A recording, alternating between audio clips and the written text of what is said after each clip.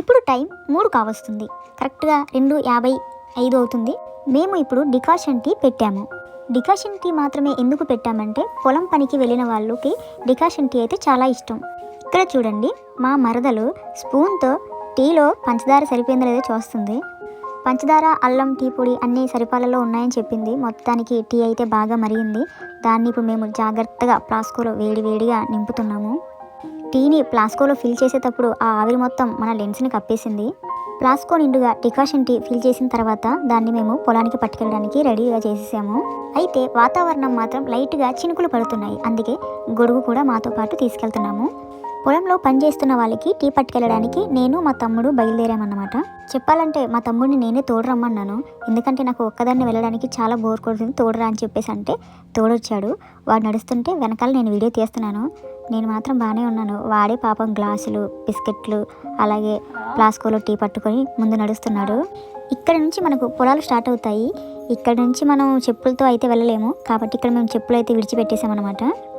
మా తమ్ముడు నా ముందు డింగిడింగమంటూ బాగానే నడుచుకుంటూ వెళ్ళిపోతున్నాడు పొలాల్లో, బురదలో కూడా. నేను మాత్రం చాలా జాగ్రత్తగా నెమ్మదిగా అటు ఇటు చూసుకుంటూ నడుస్తున్నాను.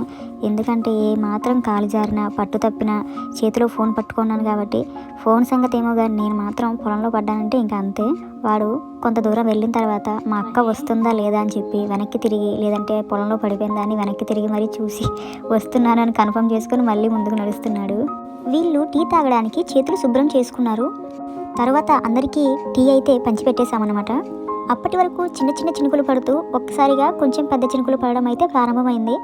ఇంకా వెంటనే మా తమ్ముడు పొలం అవతల ఉన్న గొడుగులు తీసుకురావడానికి పొలం మధ్య నుంచి నడుచుకుంటూ వెళ్తున్నాడు. చూడండి, వెనకాల వెళ్ళి అవతల వైపు ఉన్న గొడుగులు తీసుకొచ్చి ఇచ్చాడనమాట వీళ్ళకి.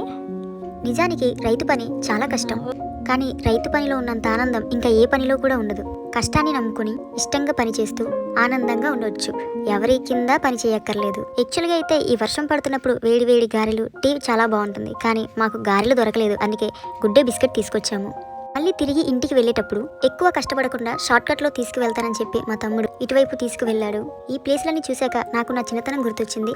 నేను 4వ తరగతి 5వ తరగతిలో ఉన్నప్పుడు క్లాసులు ఎగ్గొట్టి లేదంటే సెలవు రోజుల్లో ఇదే ప్లేసుల్లో మేము ఆడుకునేవాళ్ళం. నాకు అవి జ్ఞాపకం వచ్చాయి. మొత్తానికి అటు తిప్పి ఇటు తిప్పి తిప్పి తిప్పి తిప్పి తిప్పి మెయిన్ రోడ్కి అయితే తీసుకువచ్చాడు. నాకెందుకో పొలానికి వెళ్ళొచ్చాక మనసంతా చాలా హ్యాపీగా అనిపించింది.